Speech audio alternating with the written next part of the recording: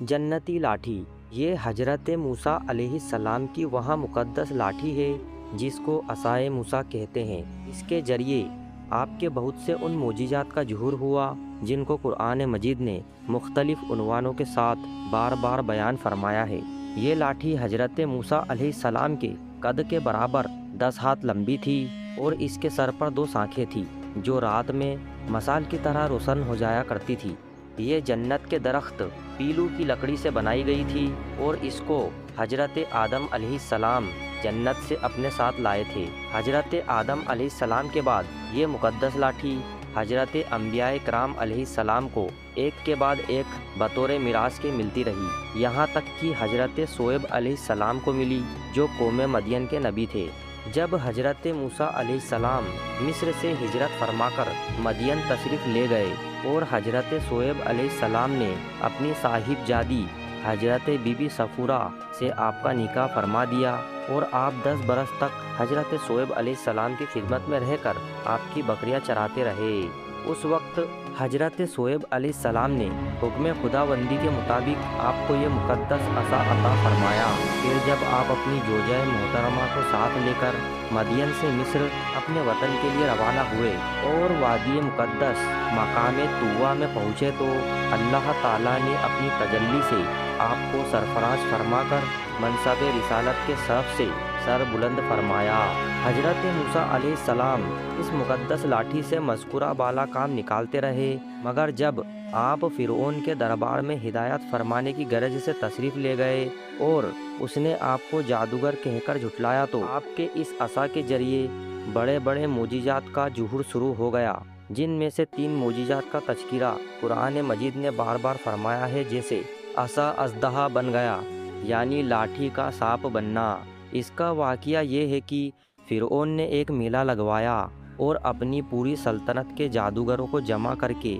حضرت موسیٰ علیہ السلام کو شکست دینے کے مقابلے پر لگا دیا، اور اس میلے کے ازدحام میں جہاں لاکھوں انسانوں کا مجمع تھا، ایک طرف جادوگروں کا ہجوم اپنی جادوگری کا سامان لے کر جمع ہو گیا اور ان جادوگروں کی فوج کے مقابلے میں حضرت موسیٰ علیہ السلام تنہا ڈٹ گئے۔ جادوگروں نے فرعون کی عزت کی قسم کھا کر اپنے جادو کی لاٹھیوں اور رسیوں کو پھینکا تو ایک دم وہ لاٹھیاں اور رسیاں سانپ بن کر پورے میدان میں ہر طرف پھپکارے مار کر دوڑنے لگی اور پورا مجمع خوف و ہراس میں بدحواس ہو کر ادھر ادھر بھاگنے لگا، اور فرعون اور اس کے تمام جادوگر اس کرتب کو دکھا کر اپنی فتح کے گھمنڈ اور غرور کے نشے میں بدمست ہو گئے اور جوش شادمانی سے تالیاں بجا بجا کر اپنی مسرت کا اظہار کرنے لگے کہ اتنے میں ناگہاں حضرت موسیٰ علیہ السلام نے خدا کے حکم سے اپنی مقدس لاٹھی کو ان سانپوں کے ہجوم میں ڈال دیا تو یہ لاٹھی ایک بہت بڑا اور نہایت ہیبت ناک اژدہا بن کر جادوگروں کے تمام سانپوں کو نگل گیا۔ یہ معجزہ دیکھ کر تمام جادوگر اپنی شکست کا اعتراف کرتے ہوئے سجدے میں گر پڑے اور با آواز بلند یہ اعلان کرنا شروع کر دیا کہ ہم سب حضرت ہارون اور حضرت موسیٰ علیہ السلام کے رب پر ایمان لائے۔ اس لاٹھی کا دوسرا معجزہ یہ ہے کہ لاٹھی مارنے سے چشمے جاری ہو گئے۔ بنی اسرائیل کا اصل وطن ملک شام تھا، لیکن حضرت یوسف علیہ السلام کے دور حکومت میں یہ لوگ مصر میں آ کر آباد ہو گئے اور ملک شام پر قوم عمالقہ کا تسلط اور قبضہ ہو گیا جو بدترین قسم کے کفار تھے۔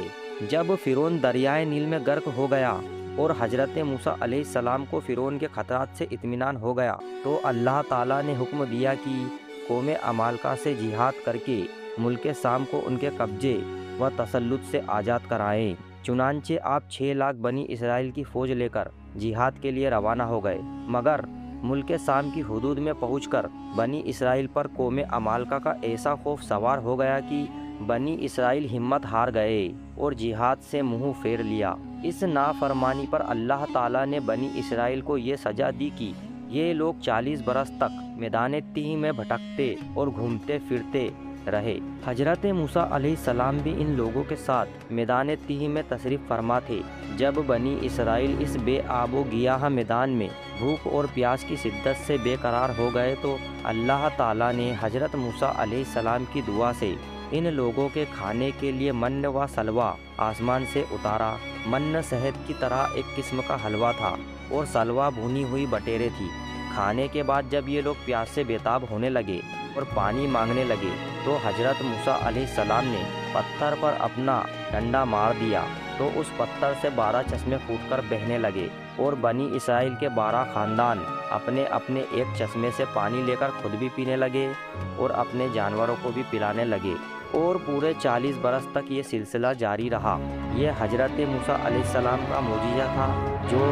लाठी और पत्थर के जरिए ज़ुहूर में आया। इस लाठी का तीसरा वाक़या कुछ यूँ है कि लाठी की मार से दरिया फट गया। हजरत मूसा अलैहिस्सलाम एक मुद्दत दराज तक फ़िरौन को हिदायत फरमाते रहे और आयात व मोजिज़ात दिखाते रहे, मगर उसने हक़ को कबूल नहीं किया, बल्कि और ज़्यादा उसकी शरारत व सरकशी बढ़ती रही। और बनी इसराइल ने चूँकि उसकी खुदाई को तस्लीम नहीं किया, इसलिए उसने इन मोमिनीन को बहुत ज़्यादा जुल्म व सितम का निशाना बनाया। इस दौरान में एकदम हजरत मूसा अलैहिस्सलाम पर वही उतरी कि आप अपनी कौम बनी इसराइल को अपने साथ लेकर रात में मिस्र से हिजरत कर जाएं। चुनांचे हजरत मूसा अलैहिस्सलाम बनी इसराइल को हमराह लेकर रात में मिस्र से रवाना हो गए। जब फ़िरौन को पता चला तो वो भी अपने लश्करों को साथ लेकर बनी इसराइल की गिरफ्तारी के लिए चल पड़ा। जब दोनों लश्कर एक दूसरे के करीब हो गए तो बनी इसराइल फ़िरौन के खौफ से चीख पड़े कि अब तो हम फ़िरौन के हाथों गिरफ्तार हो जाएंगे।